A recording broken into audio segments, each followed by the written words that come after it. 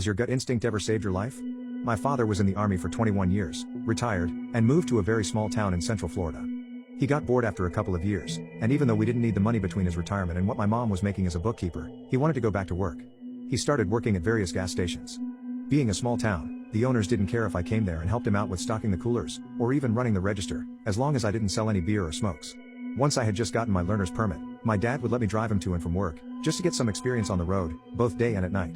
I was sitting in my usual spot at a table that was set up along the windows, book in hand, feet propped up, and a Mountain Dew on the table along with some snacks. I would generally spend most of the evening that way, reading books, getting up to run the register, and stocking the cooler at different times. I remember glancing up because something caught my attention that was unusual, and I realized that a lady was walking up our parking lot from the direction of the interstate. This in itself was really strange, because where we were located, you didn't get many people walking, and definitely not walking from the direction of the interstate. I figured she had broken down somewhere, and was coming to use the phone to call for a tow truck or something. I was completely wrong. She came into the store, looked around for a few minutes, and I remember getting just a strange and creepy feeling about her. She walked up to the counter and started telling my dad a story about how she had gotten stranded and needed a ride up to the next big town up north from us. My dad lets her know that he's working, and there is no way that he can take her.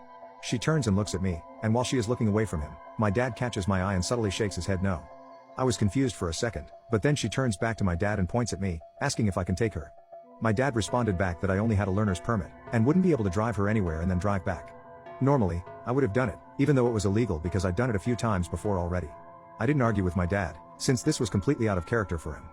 He was normally chatty with the customers, but for whatever reason he was almost curt and dismissive of her. Well, she cusses him for a minute, and he basically tells her to get out of the store.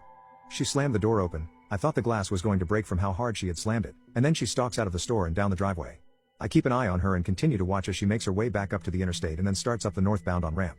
Almost a year passes, and I'm in my bedroom, less than a week before my 16th birthday. I hear my dad yelling from the living room, "Son, get your butt in here and look at this." I quickly run to the living room and see my dad pointing at the TV, and look at the mugshot of the lady up on the screen, and immediately remember the lady who had been in the store. Turns out I almost gave a car ride to Aileen Warnos, who was later convicted of being a serial murderer and then later put to death. I still have nightmares about what could have happened.